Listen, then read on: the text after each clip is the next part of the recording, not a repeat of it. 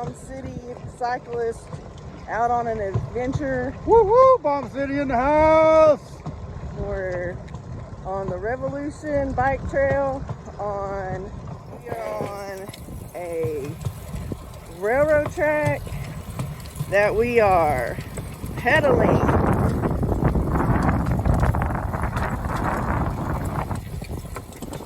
So it's kind of cool. South Fork, Colorado is beautiful.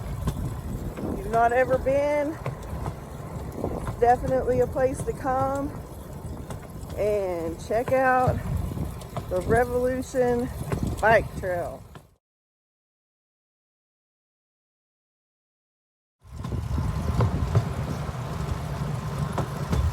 The Rio Grande.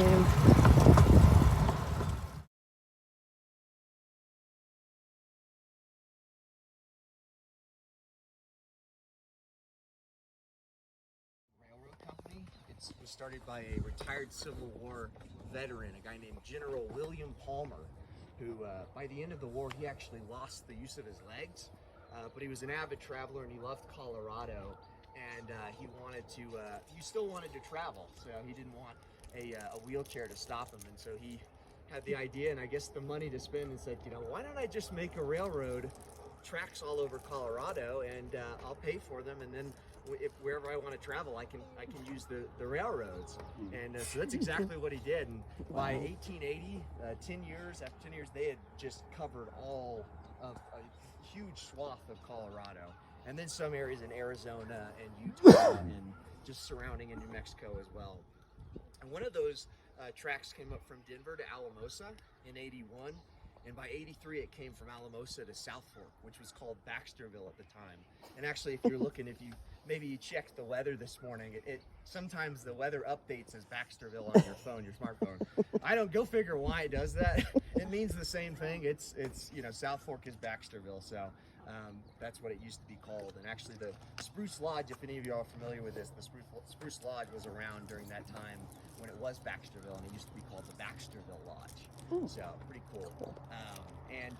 They went through South Fork with the intention of mining in Creed, and so that's where they were kind of working the track up that way.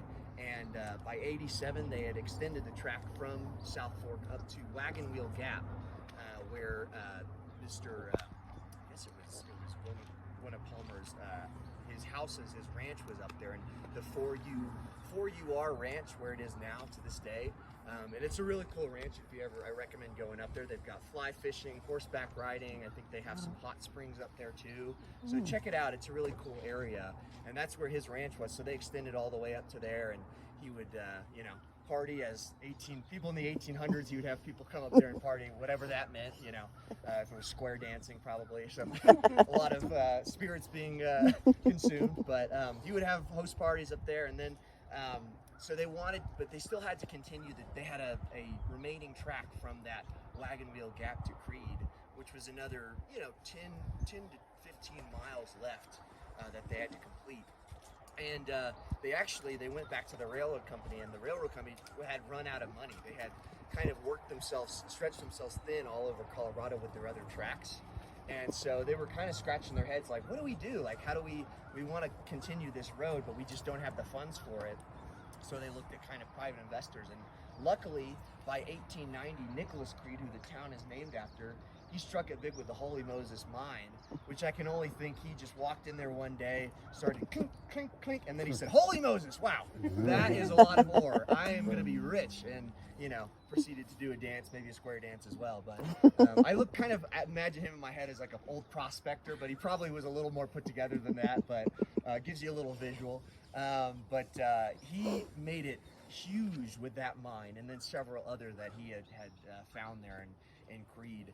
And he actually ended up paying, he sold the mine off to the railroad company, the Denver Rio Grande Railroad Company, to a guy named David Moffett, who was on the board at the time. And he went to the company, Moffett went to the board and said, "Look, guys, this guy's willing to pay for it." And but the railroad company wouldn't let him, and for some, for unknown reasons, at least that I could see.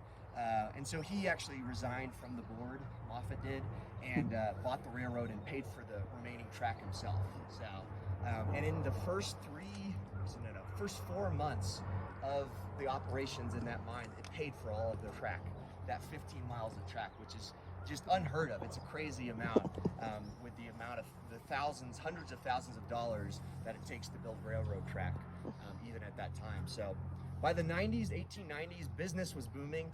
Creed blew up. It went from several hundred people to 500 to even 1,000 people in some areas, 1,500 people.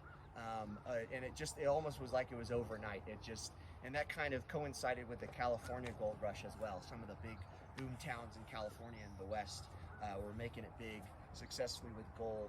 But the main operation here was silver, and they actually ended up in the 1900s. They had to upgrade the track from a narrow gauge, which is 3 feet from rail to rail, which could get through the kind of hairpin turns and up and down in the mountains.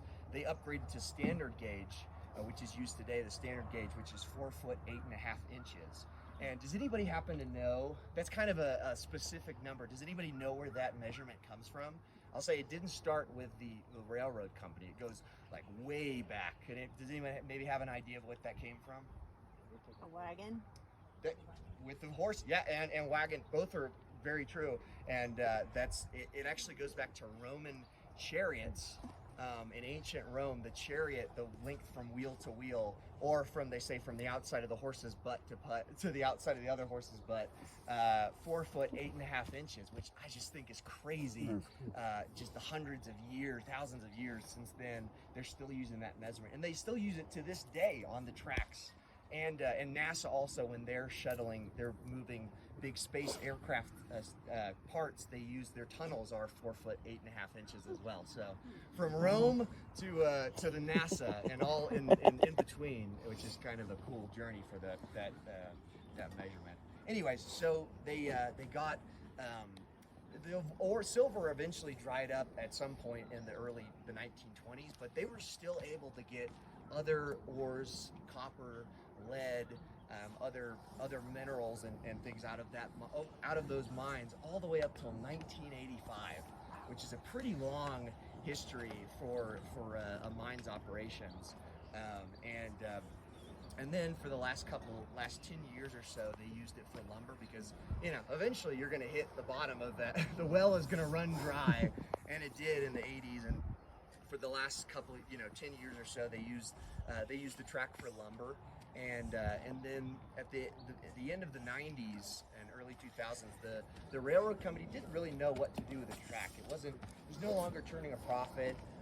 Some of the areas, since it's over 100 years old in some areas, the ties were rotten and rotted through, and so they couldn't actually have locomotives on the track without falling apart or risking derailing and stuff like that. So they looked at selling it off in the late 90s.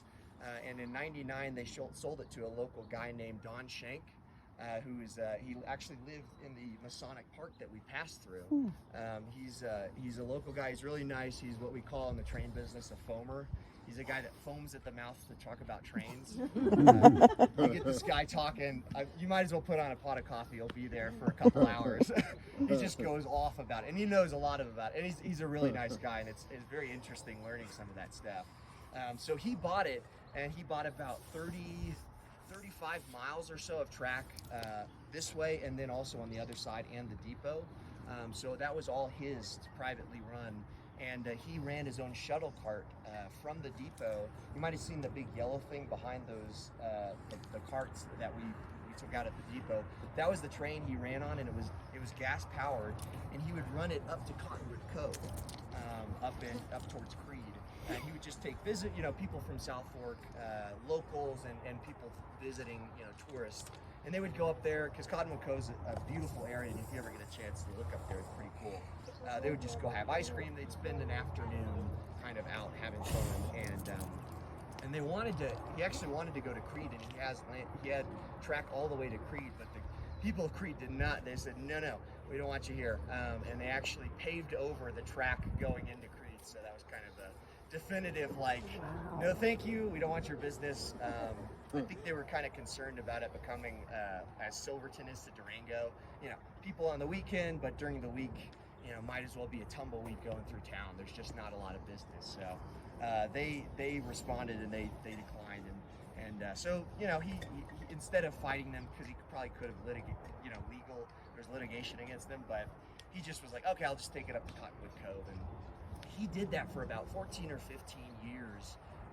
And then even his cart was the track wasn't good enough, the ties were rotting, so he couldn't run his track anymore, and he was also getting up there in age as well, so he couldn't do it anymore. He wanted to retire, so that's where Rev Rails comes in. We actually met Don at a train convention. You know, there's a convention for everything these days. There's a train con in St. Louis, and they met Ed and Rob, the two owners of Rev Rails, who had just started in the Adirondack Mountains, and he just was like, he heard about Rev Rails, and he was like, oh my gosh, it's light enough where it could run on the track, it would be great. And he just convinced the Rev Rail guys, like, you guys gotta come out here and check this out, because it's like a scene, you know, that's just like a scene from out of a Wild West movie. It's like, people will just love it.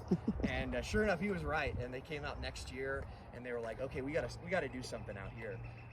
Took a couple years to get the ball rolling, like 3 years or so since they came out for the first time. And 2021 last year was our first year here.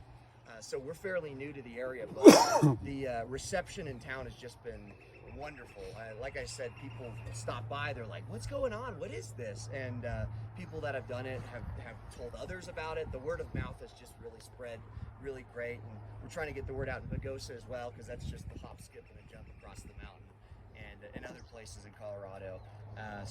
Yeah, we're so happy to be here. It's just, we're just eternally grateful to Don and the people of South Fork, and that's kind of our story here. And that's I'll stop talking now, because I could go on for a while. But are there any questions? Any questions at all? Okay, well, we're great.